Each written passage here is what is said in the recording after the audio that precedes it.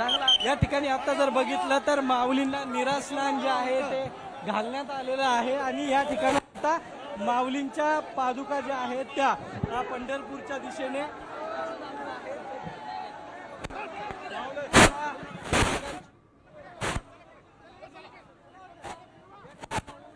पादुका ज्या आहेत त्या पंढरपूरच्या दिशेने लोणंदच्या दिशेने जाताना आपल्याला पाहायला मिळतात। माऊली माऊली सुंदर ते ध्यान उभे विटेवरी करकटावरी ठेवून एक एक अभंग गात माऊलीचा जयघोष करत हरिनामाच्या गुजरात परमानंदासाठी म्हणून प्रत्येक वारकरी शेतीची कामं आटपून वारीसाठी निघतो।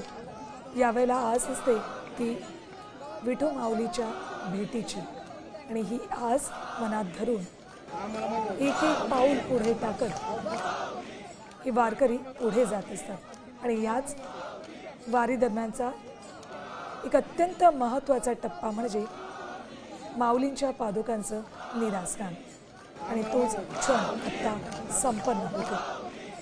माऊलींच्या पादुकांना निरास्नान घालून पादुका आता पुन्हा एकदा पालखीत आणल्या जातात।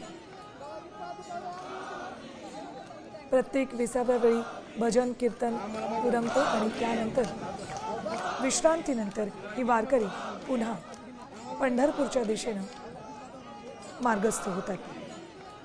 याच दरम्यान खरी साथ असते ती तुकोबा माऊलींचा गजर आणि अभंगांची।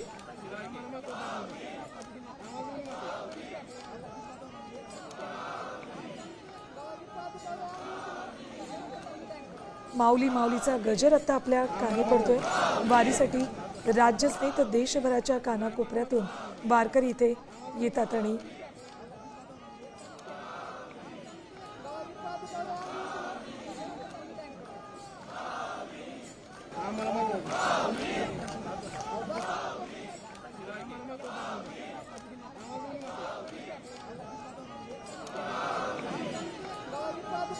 माऊलींच्या पादुकांना स्पर्श करता यावा आणि आपला हा जन्म सार्थकी लागावा अशी आस धरून प्रत्येक वारकरी या लाखोंच्या गर्दीतून पुढे येण्याचा प्रयत्न करतोय आणि माऊलींच्या पादुकांना स्पर्श करण्याचा प्रयत्न करतोय। या पदस्पर्शानं आपलं जीवन सार्थकी लागलं अशा भावना या वारकऱ्यांच्या असतात। रूप पाहता लोचनी सुख झाले हो साजणी, तो हा विठ्ठल बरवा तो हा माधव बरवा, बहुता सकृताची जोडी म्हणून विठ्ठली आवडी, सर्व सुखाचे आगर बाप रखुमा देवीवर।